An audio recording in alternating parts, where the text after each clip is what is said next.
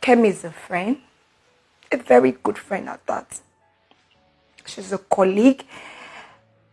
She's a beautiful soul. She has been going through this for years, for like 2 years now. Our daughter is 11-year-old. She needs to get out through school, do graduation, get married. No mother should go through this. Help us. Join us to save our colleague. I need owó tó tówó láti fi gbé Kẹ́mi travel. But you know, let them more. Ẹ mọṣẹ́ tá ń ṣe. Àánú Ọlọ́run, àánú yín náà làwa náà ń jẹ. To help Kemi Afolabi, Please, click on the link on our bio. Our account details is on our caption. thank you and God bless you. Ẹ kú dédé wòyí gbogbo ẹ̀yin olólùfẹ́ Olúyinká TNT ẹ kú bójú ọjọ́ ṣe rí. Mo rí fídíò yìí mo ti ń rí bí ọjọ́ méjì ọjọ́ mẹ́ta kan sẹ́yìn. Mo tún fi àsìkò yìí darapọ̀ mọ́ Kẹ́mi Afọlábí, Ọlọ́run á fún ní àlàáfíà pípé. Àmọ́ ohun tó yẹni ló yẹni, okun ọrun ò yẹ adiyẹ. Nítorí irú ọjọ́ báyìí lèèyàn ṣe máa ń ṣọ́ra ṣe, lèèyàn ṣe máa ń tíṣe èèyàn bá funfun, lèèyàn ṣe máa ń dáwọ́ bò jẹ. Ìwà tí ẹ̀yin ọ̀pọ̀lọpọ̀ yín ń wù, ẹ̀yin òṣèré yìí ń wù láwùjọ, ó ṣeé ṣe kẹ́ má sábà rí àwọn èèyàn tó máa wá ṣàánú yín. Ẹ má bínú o. Sàkátàpàrà ni kábàlàgbà máa sì tọ́ yíyí ibẹ̀ ó lọ́wọ́ kọ̀ọ̀kan nù ni. A rí ọ̀pọ̀lọpọ̀ yín bí ẹ ṣe ń ná millions. A rí bẹ́ ṣe ń ṣe. A rí bẹ́ ṣe ń ṣe àwọn oríṣiríṣi nǹkan tẹ́ ń ṣe. A rí àwọn olórin tẹ́ ń pe adẹ̀mọ̀ pé àwọn olórin yẹn wọn ò cheap. A sọ pé ká má ṣe, a mọ̀ pé wọ́n lè ṣiṣẹ́ bàbá fún yín. Bọ̀ pẹ̀lú ìṣe bàbá tó fẹ́ ṣe fún yín yẹn, a mọ̀ wípé kò bá ọ̀fẹ́ dé wọn ò cheap. A dẹ̀ rí ọ̀pọ̀lọpọ̀ yín tó máa níyàn kan ṣe birthday, ó fún ní 2 million, ó fún ní 1 million. Ẹ jọ̀ọ́, why now? Why is it that every time tẹ́ bá ní issue, you always come to general public láti assist yín? At least nínú àwọn tí bá fi ojú ka àwọn tó ti ṣe nǹkan nínú yín àti millions tó ti rain. Mo fojú wò, mo fi pé ìkọ̀kọ́nu yín yẹ kó dé, ó tiẹ̀ kéré jù. Nígbà tẹ́ bá fẹ́ bọ́ síta pé kí public fún yín lówó, ó kéré jù. Ó yẹ kí wọ́n lè ní, a ti raise 200 million o. Àbí a ti raise 100 million láàrin ara wa kò fẹ́ support ni o. But ẹ má bẹ́ ṣe ń ṣe ní ọ̀pọ̀lọpọ̀ ìgbà, ẹ máa ń fi pé àwa public fi pé as stupid. Ẹ rò pé wèrè ni wá, olórí burúkú ni wá, àwọn ò rí nǹkan fi owó ṣe.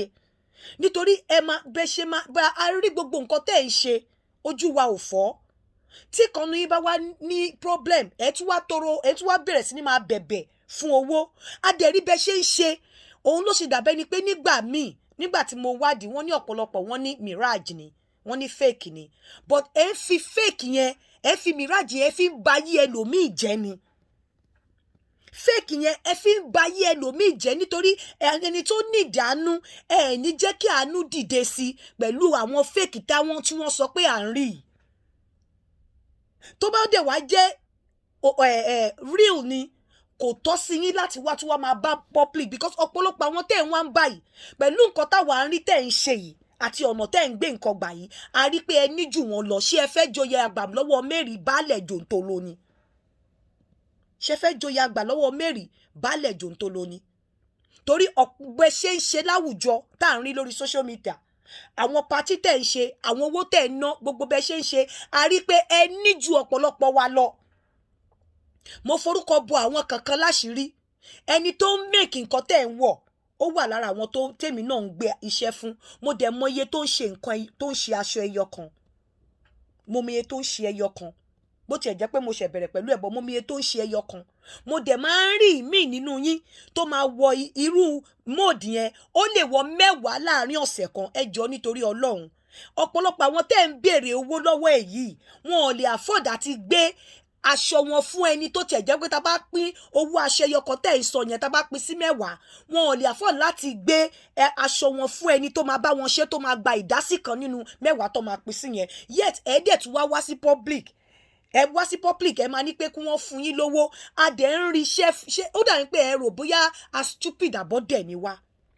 Kò yẹ kó rí bẹ́ẹ̀. Ẹ fi ń nù wá ni. Ẹ má dẹ̀ fi nù wá mọ́ jẹ. Tó bá wá jẹ́ pé àwọn nǹkan tẹ́ ń ṣe yìí ò real, ipe ẹ kò fi ń ṣe àgbè lójú yòyò fún àwa èèyàn ká lè rò bóyá gbogbo ẹ wà rosírosì ni ẹjọ́ ẹ lọ dáwọ́ ẹ dúró torí ẹ fi ń kó bá àwọn tó nídìí ìrànlọ́wọ́ genuinely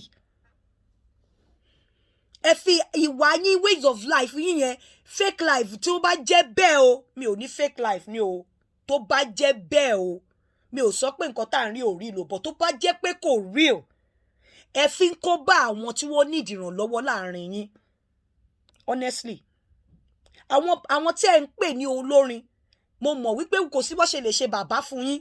wọ́n á ṣàgbowó tó máa sọ fún àwọn èèyàn wọn tó máa bá wọn kó instrument owó náà ni ó ní nǹkan tó bá jọ òun náà fi ń jó wọn ó ní nǹkan tí wọ́n lè gbà lọ́wọ́ yín tẹ́lẹ̀ fi lọ̀ wọ́n ṣé ẹ̀yin tẹ́lẹ̀ afford irú àwọn nǹkan báyẹn tẹ́lẹ̀ afford gbogbo oríṣiríṣi nǹkan tẹ́ fún wa ní impression pé endorsement oríṣiríṣi ńláńlá ń wọlé kí ló dé tẹ́ tún wá ń bèrè owó lọ́wọ́ general public tí wọn ò ní endorse nǹkan kan kí ló dé tẹ́ ń bèrè pé kí wọ́n raise owó fún yín àwọn tí wọn ò ní endorse nǹkan kan wọn ò ní nǹkan kan tí wọ́n gbójúlé wọn ò ní nǹkan kan tí wọ́n faratì kí ló dé tẹ́ ń sọ pé kí wọ́n máa raise owó fún yín kò yẹ kó rí bẹ́ẹ̀ bí ẹni wípé ẹ̀ ń fi wá ẹ̀ ń gbà lọ́wọ́ mẹ́rin ẹ̀ ń lo ọgbọ́n fún wa ẹ̀ ń fẹ́ máa pa àwọn èèyàn lẹ́kúnjayé ẹ̀ ń fẹ́ máa òrùlé tí yẹn fẹ́ máa dáṣọ bò kẹ́ máa ṣí tàwọn ẹlẹ́ni sílẹ̀ bẹ́ẹ̀ ni mo ṣe rí sí ṣùgbọ́n tó bá jẹ́ pé àwọn nǹkan tá à ń rí yẹn fake ni ẹ lọ dáwọ́ ẹ̀ dúró kẹ́ lọ sinmi ẹ̀dọ̀ kẹ́ lọ yíwà padà nítorí pé ẹ ń fi tiyín ẹ fi ń ba ayé àwọn ẹlòmíì tó nídìí ìrànlọ́wọ́ gidi genuinely ẹ ń fi fake life yẹn ẹ fi ń ba ayé wọn jẹ́ ẹ ń fi fake life yẹn ẹ fi ń destroy wọn otherwise tí ò bá ṣe fake life mo lè ka 10 àbí 5 nínú yín tí wọ́n lè gbé bíìlì Kẹ́mi Àfọlábí in the next 5 years pẹ̀lú picture tẹ paint wa pẹ̀lú picture tẹ paint general public mo lè ka 5 nínú yín àbí 7 nínú yín tí mo fi pé pẹ̀lú picture tẹ paint ó yẹ kẹ́ ẹ lè gbé bùkátà èèyàn kí èèyàn tó bá sick láàrin yín for 5 years kẹ́ ti gbé fún 5 years àbí kẹ́ ti gbé fún 2 years kẹ́ ṣe wá para káwọn èèyàn rí pé ẹ̀yin lẹ dá gbé fún 2 years ẹ wá padà wá bọ́ public àwa ṣẹ̀ṣẹ̀ wá support yín pẹ̀lú picture táwa ń rí